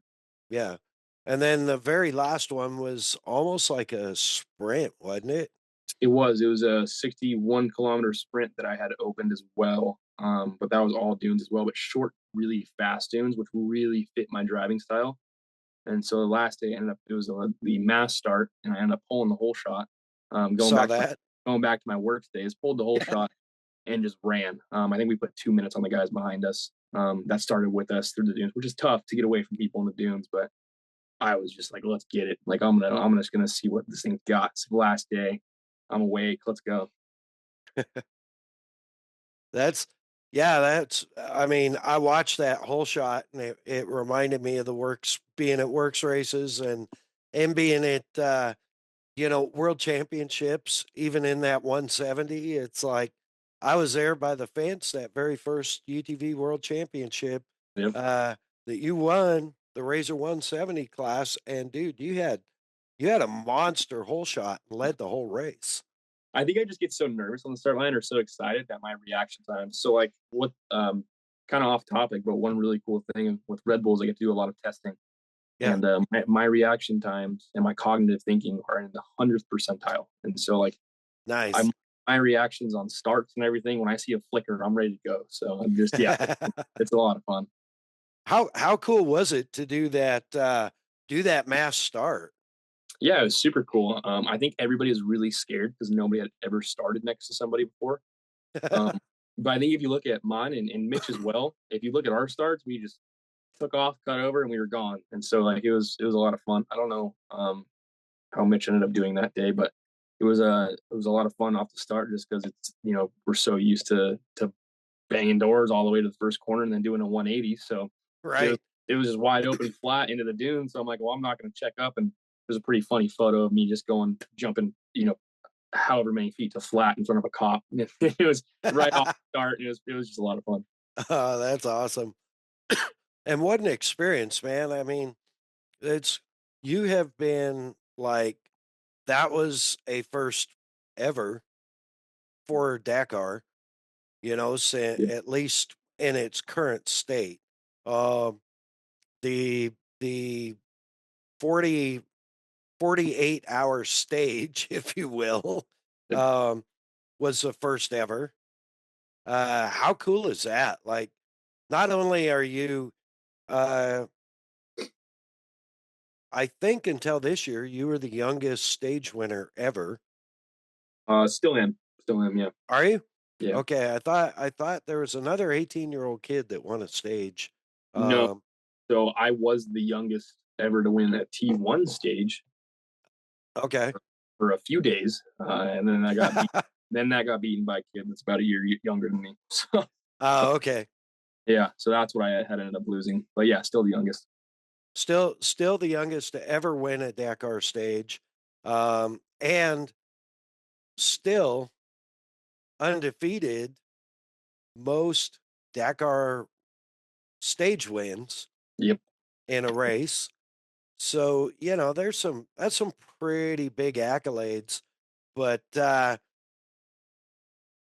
like, just to be able to, how cool is it? Okay, you put all that behind you, mass start, hit the dunes, and you knew they were going to be short, fast dunes. Did you get out there and you're just like, woohoo, yeah, let it rip, tater chip? Yeah, I had a lot of fun that day and just wanted to go as fast as I could and enjoy it for what it was. Just kind of put a good stamp on the last day of the rally to get me excited for the following year, or even Abu Dhabi coming up here pretty shortly, which is going to be in the dunes. But yeah, I just wanted to see what she had and see if I needed to make any adjustments, if I needed to go full send another day. But yeah, maybe I just wanted to finish the race faster and be done. Maybe that's what it was too. But yeah, whatever I could do to get to that finish line first and the fastest, that's what I was going to do. Well, maybe it was that because, we have from your first time on the show, I have your quote, that Dakar is the best, worst 2 weeks of your life, but worst, most miserable 2 weeks of your life. Yeah. That's right. And I will say that until I die. That is right. Well, it's got to wear you down, especially with the format the way it was this year. It had to be exhausting to go through like the 48 and then the marathon, basically back to back, one day and a real bivouac in between, or one night. Sorry, it wasn't one day; it was one night, right? Yeah, exactly. One night. So one night you get to sleep in your fancy RV this year. I think it's sweet. Yeah. And then you're right back out and in a tent on a thin foam mattress and, doing your thing. That it was great to see you smiling all the time, even though I knew probably there were times when you didn't want to smile. Yeah. Kind of going back on what you're saying about it being so grueling, it's not just that it was so grueling this year, but the level of competition now has changed drastically over the time that I've been there. The T3 and T4 class had always been so competitive because it was affordable. Everybody could get into it. There's always heavy hitters that had been there a long time in T3 and T4. When I stepped into T1, I swear every manufacturer joined, every racer came over to race. Like Yeah. I got bombarded with everybody. I mean, there's 20 dudes that can go out and win on any given day. So, that's not even the race isn't even the hardest part at this point anymore. It's this pace that we have to go. I mean, back in the day, the pace was just like if you got 10th place every day, you probably win the race. But now, if you don't get top 5 or top 3 every day, somebody else is going to beat you. Wow. So that's What a changed quite a bit. what a great perspective. And that's kind of, if you think about it, that's kind of what has happened with like Vegas to Reno. Yeah, for sure. Same way. Vegas Race used to be a longevity race. Yeah, if you Two of could the years that, survive, you the were years going that to I be. won it right here, I had a full sprint every day, or Yeah. every. And you had your dad as a co-driver. That's right, I did. Yeah. So last time I raced Vegas to Reno, 2023. Wait, I won Vegas to Reno 3 times. Yeah. Oh, 2023. So I won 2019, 2020. I raced 21, got 4th, skipped 22, raced 23 with my dad. And it wasn't even just like trying to like be funny or do anything. I just love hanging out with my dad, and I didn't have anybody else. And I was like, let's just go, Dad. Like, this will be fun. Yeah, Vegas Reno was rad at winning that race with him. It was a full-blown sprint all the way to the finish. So yeah, like you were saying, that race, I bet in 2019, I probably wasn't driving at 100% every single mile of that race. But 2020 and 2023, I was at 110% every second. Yeah, and that seems to be the pushing progression of off-road in general, which for fans, it's great. For drivers, it probably sucks. It does. It does. I was talking to Toby Price, and he's like, "This pace is nuts." I'm like, "Yeah, this sucks, dude. This is horrible. We're driving like freaking some Lucas Oil race right now, but we've got 14 days and 8,000 miles to go." Yeah. Yeah, that's wow. Dude, that's amazing perspective, and it's like crazy. You brought up Toby, and that is a question that I have wrote down to ask you or Mitchie, because we're going to get a Dakar download from Mitchell Guthrie, here in a couple of weeks, probably. I was hoping I could get you both on, but he's at Hammers. So, anyway, Toby was slaying it and had to retire due to severe concussion. Co-driver got a bad concussion. I saw this year more than I've seen in previous years. I think there was 3 T1 teams that withdrew from co-driver concussion. What's your take on that? Like, for someone like me, it's just another concussion, right? I mean, I'm used to them by now. I shouldn't say it that way. No, it's like I look at things like why are all of a sudden people getting concussions? It's not all of a sudden that people are getting concussions. I think just the people that got concussions had been hurt enough to not push through them, like Sam. So Sam, Toby's co-pilot, absolute gangster on a bike. He's one just everything under the sun. But if you, from him crashing so much, if you flick that guy's head, he's going to get knocked out. but Dennis and I multiple times have I mean, I think twice in the race. I knocked Dennis out one time. This race driving. I had to fully stop one time because Dennis and I both were just couldn't see. We're just foggy. You know that foggy you get when Yep. when you get rung. Both of us were foggy, and I had to stop until my eyes came back. Multiple times, I think 2 or 3 times. And then obviously knocking Dennis out isn't cool. I think it's just the people that it happened to didn't have the chin to keep going after that.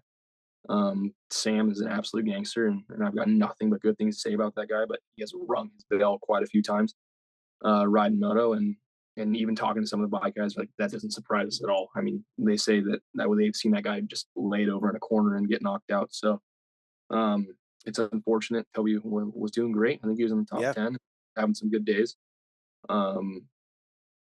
But I wouldn't say on the bright side. On the contrary of that, watching the respect that the bike guys gave us after Toby and Sam raced that race, and they talked to them and told them how gnarly it is. They gave us a whole different type of respect and outlook now. They thought we were just sitting there and everything was all cool and everything was no worries. And, we're lazy. In your air conditioning or heating. Yeah. Sam and Toby explained it to him, and it was really cool and really fun to watch all the bike guys have a different perspective and a different understanding and a different respect for us car drivers. Because we praise those guys so much, and then most time they don't really give us any, just because they think we're lazy. We just sit in the couch. But yeah, it's not comfortable in there. We're in a very tight cab and in tight seats, and we have a halo, and we're smacking our heads every 10 seconds. So, yeah, it's unfortunate that we had a few people drop out due to concussions. Also, lots of crashes this year, which also talks the pace that we're running is getting out of hand. I would say a lot more crashes, even from the greats. I mean, Carlos Sainz, Sebastian Loeb, Elias Sainz. Those people are amazing, well-established drivers. A couple of the most winning ever, and they're crashing. The pace that we're running isn't for the weak anymore. And obviously those guys aren't. I'm not saying that at all, but right. Just put that in perspective. Even these guys are making mistakes at this pace. So it's all changed quite a bit. Yeah, and I was going to ask you about that too, and I'm glad you brought all that in together because it makes sense. About Carlos and Loeb, and their crashes.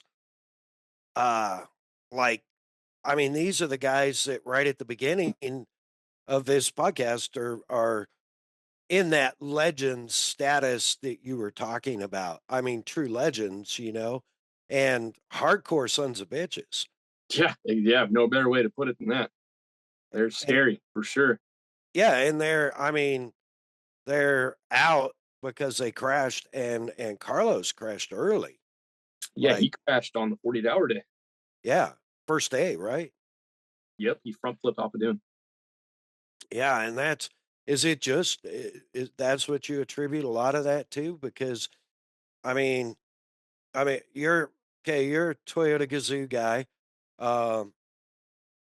That was a new Raptor T1 Plus program. But suspension wise and stuff, Mitchie made it through. Is it just the pace is just that, like, you have to push so hard that even a little tiny miscalculation puts you out of the race? Yeah, exactly. When you want to go out and try to win a stage, that's what happened to all the people that crashed. They wanted to go and win a stage. Yeah. Obviously, you can run a 10th place pace and try to be, somewhere in the top 10 in the overall at the end of the rally. But some people want to go out and try to win every single day, or whatever it is, or they're trying to push to make up time, whatever it is. And if you watch Loeb's video, especially, obviously there's no video of Carlos's, but I can tell you Carlos came off of a dune that was a perfect square edge on the bottom, tried to lock it up off the top, and locked it on the bottom and front flipped over it. Sort of off the bottom of it. So that's what happened to him. Elias Sainz actually crashed right in front of me. She was trying to run down, maybe trying to run down Mitch. I think we had caught Mitch, maybe somebody. I think it was Mitch. But she just hopped offline and ripped an arm off and then went for, a couple cartwheels right in front of me. And that's the day that I had won the first day when everybody was confused. But I had stopped for a couple minutes to help her, and they obviously give you that time back. But yeah, going back to Loeb's video, when specifically what I'm talking about that is if you go back and watch Loeb's video, you see the main race line. And there's a cut that probably cuts off half of a car around, a little slight right hand. And he wants every person, you get further and further back, every person's going to cut a little bit more and a little bit more and a little bit more. Sure. They're going to push right or push left, depending on what turn it is. And Loeb, what he did was he had cut to the right to try to shave off just, 0.002 of a second. But that's what it's going to take to win these. I won stage 5 by 1 second. So that's just kind of what it takes to win these stages, even after 300-400 miles. What he did was he cut that little bit, and then there was a hole that nobody else hit because nobody else had cut that yet. And he hit that hole and bottomed out the right rear and went for a ride. So him trying to shave off 0.002 of a second and try to win that stage is exactly why that he crashed. That was I didn't see Sains's flip. I don't know if they got that on camera. I bored, but I just haven't taken a look. But I believe they did get Loeb's on camera, and that was violent. It was just like you said, a snap roll, and it was party over, Yeah, there was no saving that one. Yeah, and on that note, I was going to bring that up also, is good on you and great sportsmanship. Stopping, helping other racers. It's Cole and I talked about you guys, not just you, but you, Mitchie, embracing like the spirit of Dakar, right? For sure. I'm sure there were other guys, rather in other classes, no matter what class, that probably would have raced by. But I know you're not that guy. And thank you for portraying that image and being the guy that will stop. No worries. Because you don't know if you're going to get a time credit or not. I mean, no, there's been many times where I haven't gotten a time credit, but I'd rather waste that time and make sure somebody's okay than just keep driving by and have that subconscious thought that if something did happen, then I could have been there. Yeah. And respect. That's huge respect. And that's what it's about, really. I mean, to most of us, that's all part of racing, is you have to have some sportsmanship, Yeah, exactly. And you see, I saw, maybe it was made for TV, I don't know, but I saw what looked like a fair amount of that, with y'all sitting around campfires, on the 48 and then the marathon, and people making fun of people and making fun of what I think you making fun of what someone else was eating out of a cardboard box. Yeah. But that's good stuff, man. That's good stuff. all family. Yeah. No, that's rad. That is rad.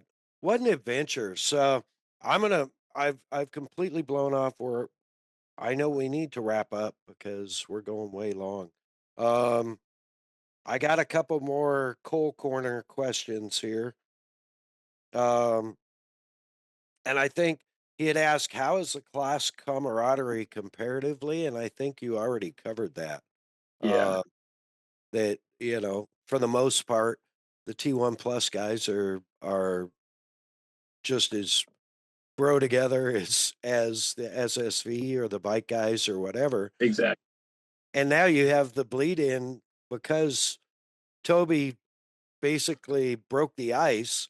They have the bleed in of I think the car guys have probably always had respect or been afraid of the bike guys. Like, those guys are mental, but now you have the opposite happening, which is really cool. Exactly. So this is an interesting one. Does it feel out of place to competitively race a platform that's not readily drivable at home, like a UTV or something? Yeah, I mean, it's kind of tough because I've been in the car for so long now. Yeah, it's definitely different, I would say. I think I get more excited to drive, I think.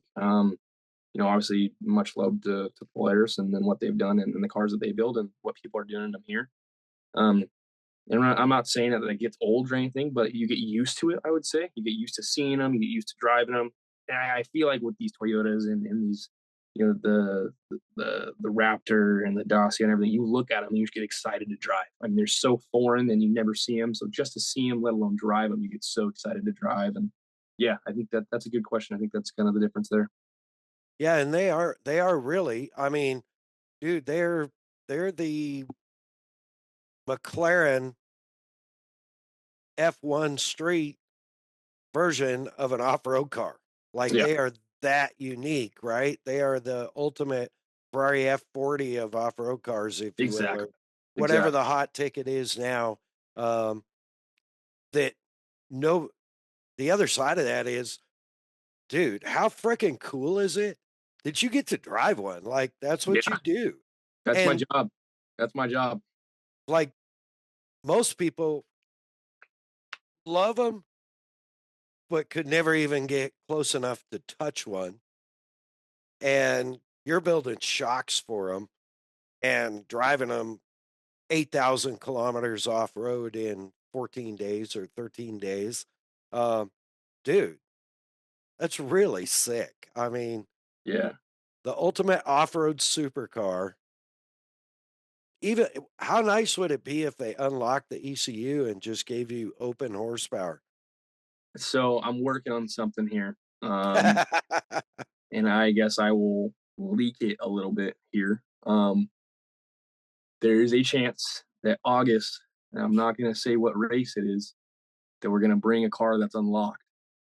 And we're going to see how it goes. Dude, that would be sick. Yeah. Oh, man. You just gave me goosebumps, dude. Yeah, we're working on it. We're working on it. Oh, hot rod. Yeah. Wow. Now I can't wait. I'm totally distracted. Um, one more of Cole's questions because I think this one is really good. So as you've always been Red Bull, Yep. Red Bull athlete since you were 13 or 12. 12? 12. So as you progressed and once you got into Dakar, um, in that Red Bull, you're obviously full Red Bull athlete. You were driving the Can-Am or OT3 to begin with, right? Yeah. And I know we had some conversations about that very first OT3, and it was very limited. Yeah. And lacked horsepower compared to what you were used to. Yep. Is a nice way of putting it. For sure. But as you progress through all those, right? You went through OT3 to the South Racing Can-Am, the Red Bull Yep. Off-Road Junior Team, Can-Am, and then into this T1. So Seth, Cole wants to know, what's the conversation like with your sponsors when you go through all these program changes? Yeah, man, that's actually a really, really good question. So going back to me having to grow up so early, just for example, I'll give this one to you.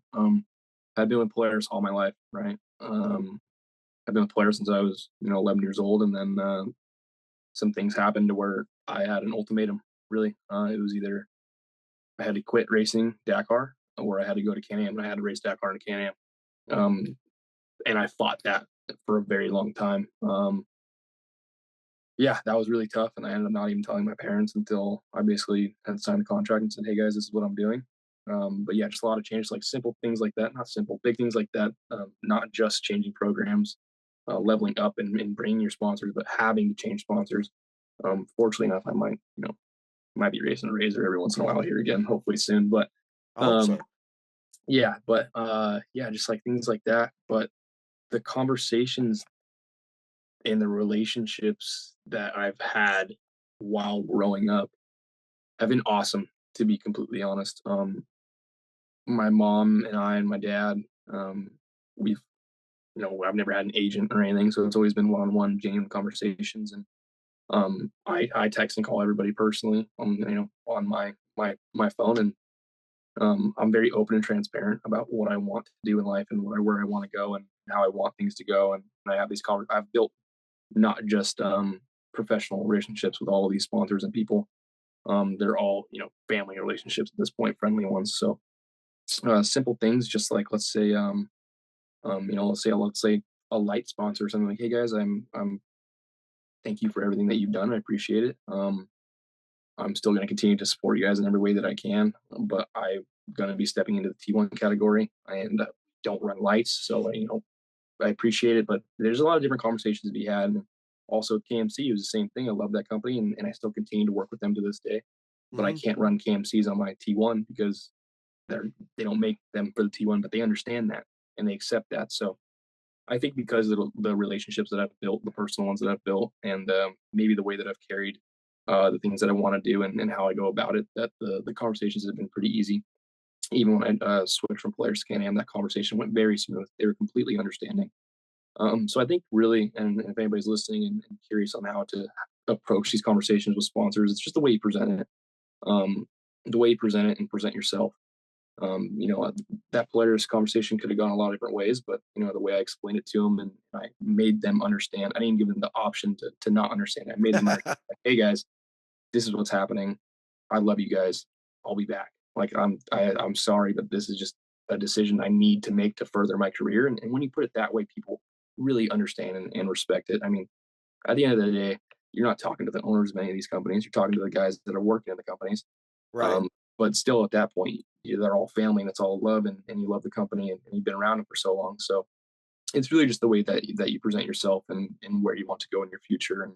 And whether that's you just don't want to work with the company anymore, or whether that's you have to leave them to go up in the world, everybody's understanding. It's just the way that you approach it and the way that you speak it. And I guess the relationship that you built and the way that you portrayed yourself over the time that you've been with them. Man, that uh, speechless, blown away, grown up response, dude. Getting old. No, Getting old. seriously, you're getting experienced. You're not getting old. You're getting experienced, and you're doing things right. I know when we talked after the Can-Am thing, and I know, when you had to switch, and I know how hard that was for you, and huge respect because it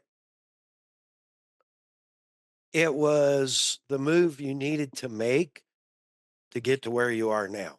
Exactly. If I didn't make that move and I didn't make that decision and I didn't, do what I needed to do, I wouldn't have the seat and I wouldn't have the jacket that I have on now. So it's Right. just this it's long term thinking that gets people places for sure. Or the Corolla GT, what is that? Corolla GTS or something? Yeah, I wouldn't have my beautiful GR out here, my Corolla GR. GR Turkey Yeah. edition, sitting hanging out. So yeah, just like I wouldn't have that if I didn't make that decision. But yeah, just kind of back to what I said on how to handle those things. That's cool. And obviously with it being the Overdrive group running the T1 program, like you said, you've got a lot of time with them. You actually started Dakars with the Overdrive group, right? And so that team has got to, all you guys, like you said, have known each other for a long time. They're like family to you now. And I was going to ask some questions about the mechanics, but you already covered that. Like, um, I was going to ask the old standbys, like, trusting, uh, knowing that you're trusting your life to these guys, but you already said they're like brothers to you. So it's like, well, kind of blew that one out of the water because Yeah, I would, one of my brothers at least, I would let set any car up for me. Um, and get in it and go wherever I needed to go. So, no, that's really cool. And dude, I'm excited about this whole uh maybe some news coming. That's really exciting. Yeah. Uh and with that, I think we should probably wrap up because you're probably starving. Because you've probably only had what, 4 meals today so far? Yeah, I'm trying to get back in action. That's like, all right, last thing we'll talk about. The nutrition of Dakar. You lose Yes. you lose 10 to 15 pounds. Like it's the inevitable. Luckily this year I didn't lose as much because I had brought so much food with me and did well on the preparation beforehand. But then you get home and you're so used to eating one meal a day that you continue to lose weight because you can't eat. And it's like it's hard to get, even now I don't really have much of an appetite, and it's been what, 3 weeks since the race almost. That was Yeah, actually something I wanted to get into because the food portion, at least, maybe not the nutrition part. And I didn't realize you lose that much weight yeah, in two yeah. weeks. It's just not eating?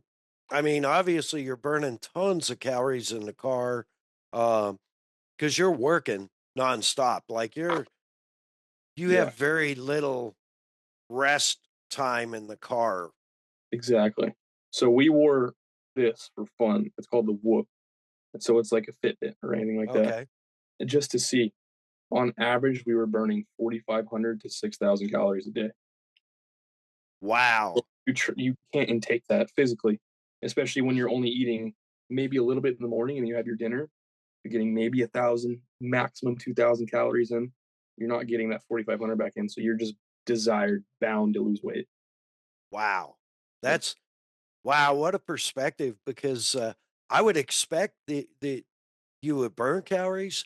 I had no idea you burn that much. And then, like you said, when you're in the car all day, you're not, it's not like you're stopping at a roadside taco stand for street tacos or, you know, running through McDonald's. You're on the gas, focused on winning the stage and your road book and your compass and the glitches and I Everything in don't yeah, anything and everything you can imagine. Tire sensor, tire pressure all of it. system. Yeah, Hydraulic loading. yeah. So, um, you don't like even if you do have time to grab something, it's like, your Gatorade gummies or whatever, that Exactly. kind of stuff, right? Like Cliff Bars. Now you pack, did you ship all your own stuff, or a majority of Yeah. your own food? Yeah, I brought 65 pounds of food with me. Yeah.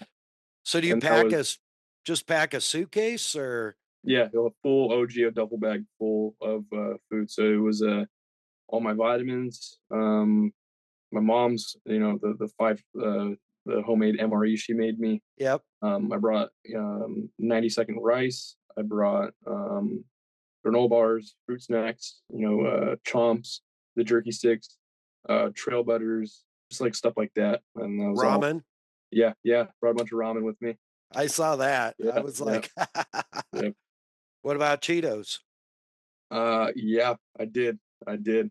I brought my hot sauces, my barbecue sauces. I brought it all. Don't worry. Yeah.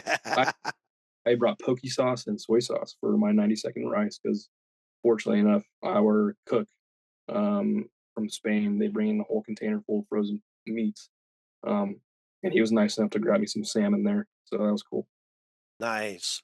Yeah. That's awesome. Yeah, and I want to get in. We've referred to this several times. So your mom's freeze dried MREs. I read her whole post um, about the process and I'm like, that is so cool. He is so spoiled. Yeah. Like, really, I mean, you're not spoiled because obviously you're out there like putting it on the line every day, but you get to eat your mom's cooking almost every day or pretty much every day. Um, how how jealous were all the other racers? I think the only one that was jealous was Mitch, to be honest. He's the only one or Mitch and Kellen. They're the only ones that understood what I had in my hands. I basically had liquid gold in my hands. Right? I had basically birria tacos in the middle of the Saudi Arabian desert. Nobody else really could understand that or what that was. But Mitch and Kellen definitely understood it. And sorry, boys, but I ain't sharing. Now, you did share on the last day. I did with Brock. It was a nice little present for him. I saw that. And what did they think? They loved it. They thought it was the best thing in the world, and they were so happy to eat Mexican food after 2 weeks of no Mexican food. That's awesome. Yeah. Man. And shout out, to Amy. I got to throw hearts because I always do for Amy. Shout out, Mom. Yeah, man. She's keeping you. You probably have lost 20 pounds if it hadn't have been for her food. So, Oh, for sure. For sure. dude, so rad. All right. Any parting comments before I have you hit all your sponsors? Man, I don't think so. I think I covered it all, really.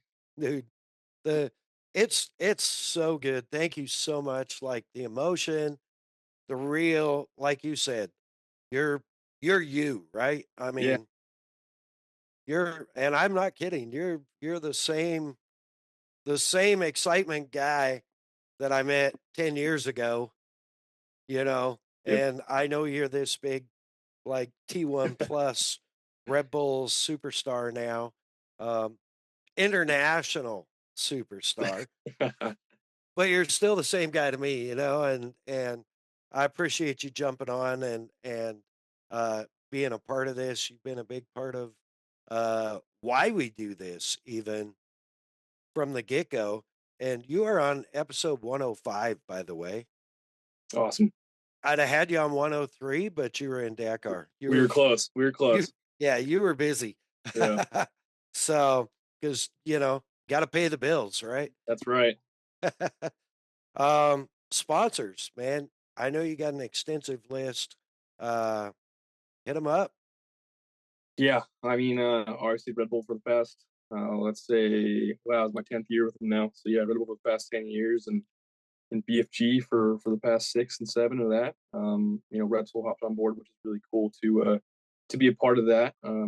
Having sustainable, renewable fuel and still be as competitive as we are is super awesome and healthy for the sport.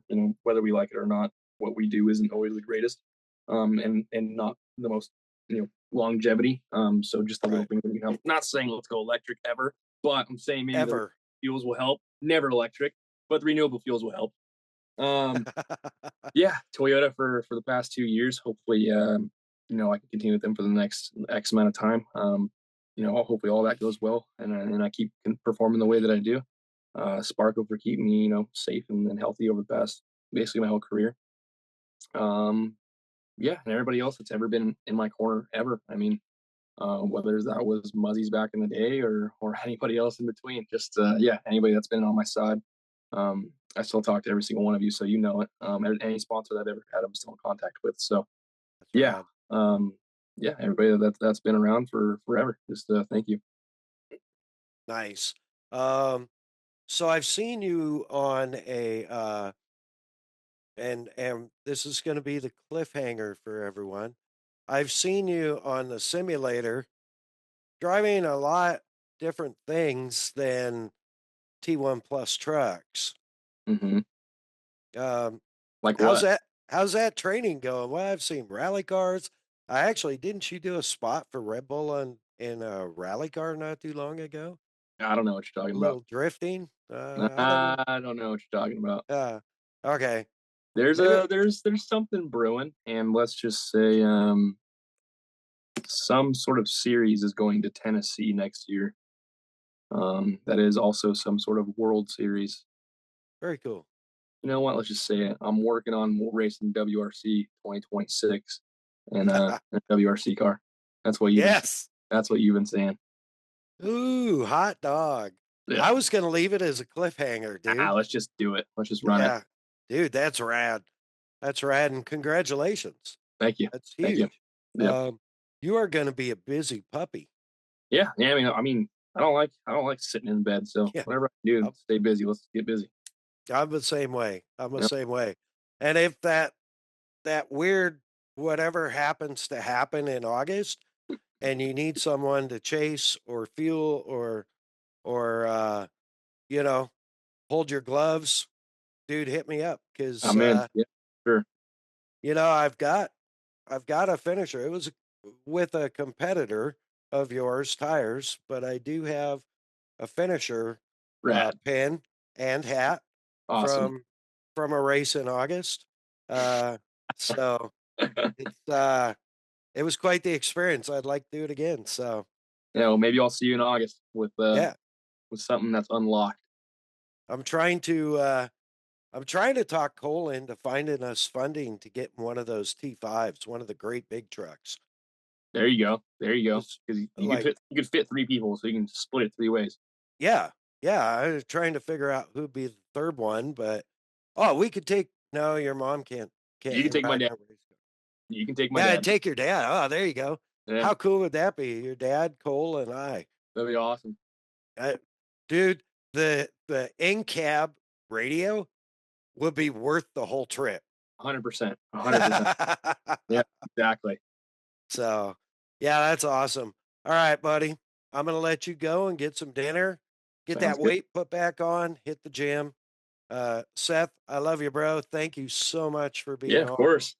As always, incredibly proud of you Thank you. and incredibly proud of the way that you represent all of us here in the good old US of A. That's right. Yes. Right. So, right on. Any special shout outs? Shout out to my mom and dad for having me. There you go. I love it. Short and sweet. Right on, dude. Thank you so much. Have a great night. We'll talk to You you too. soon. Sounds good, buddy. Talk to you in a bit.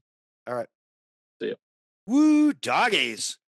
That kid is still the same kid I've known for over 10 years, but grown up. I know that doesn't make sense, but man, he's made huge growth. This Dakar thing is amazing. What an opportunity, and what a great, great representative for us as a country internationally. Man, Cole, what do you think? I mean, just imagine being a country without Seth Quintero. How embarrassing that would be. Ooh, that would be horrible. But luckily, we're not that country. We are not. So, yeah, man. I hope I got all your questions right and got your and you got answers. I thought some of those answers were way too grown up for me. I got more than I bargained for in a good way. So I guess that's what we're doing here. Yeah, well, it must be time to go. I'm out of Red Bull. Or unnamed energy drink that doesn't sponsor this pod. No. Yeah. No, I'm Yeah, kidding. we have no that Red Bull energy drink is a completely unsolicited little what's the word I'm looking for? I don't know, but it's a heck of a beverage. Yeah. Completely unsolicited shout out. There's nothing exchanged. I paid my own money for that delicious, unbelievably good sugar-free Red Bull, and I would do it again. Mad Dog approved. With that, man, Cole, you got anything? Man, no, what an episode. Whew. You know, I know WRC is a pretty big announcement, but I got to hold my cards close. So we'll see. Something's cooking. So we'll touch base. Excellent. We got drama. There's always I drama. love it. I love it. Oh, man. Fans, thank you so much. I know we went a little long, but this was well worth it. With that, Cole, do the speech. Make sure to rate and review, subscribe in your favorite streaming platform. Beautiful. While you're doing all that, be sure and check out our great sponsors, Kicker Performance Audio. Find them online, kicker.com, on Instagram at Kicker Audio, and on Facebook, Kicker. Bomber Eyewear, Bomber Safety Eyewear, Bomber Floating Eyewear, Bomber Badass Eyewear, the only Mad Dog approved eyewear. Find them online, bombereyewear.com, on Instagram at Bomber Eyewear. Once you get there and get your multiple pairs of sunglasses picked out and in the cart, go to codes and enter MAddOG20. That's right, Mad Dog 20. Let them know we sent you. They'll give you a little discount. Of course, man, premium ATV, UTV, and off-road accessories, apparel, and tools. That would be Assault Industries. Find them online, assaultind.com, assaultind.com, or on Instagram at assaultutv. The Premix Podcast. Find them on Instagram, the @ symbol ThePremixPodcast, and get Cole booked for your next desert race or to announce your next event. Shutter and Whirl, you can find them on Instagram for all your video and still photography needs, from pre-production all the way through production to post-production. Find them on Instagram at Shutter and Whirl. Of course, Hey Geeks Marketing for all your website, social media needs. Hey Geeks Marketing has you covered, from building websites to full-on social media influencer campaigns. Yell Hey Geeks. Find her online, heygeeks.com, or on Instagram at Hey Geeks Marketing. With that, we're going to wrap up quick. I'm going to say, God bless our troops. God bless our veterans. God bless our first responders. God bless you, our fans. God bless America. Mad Dog out.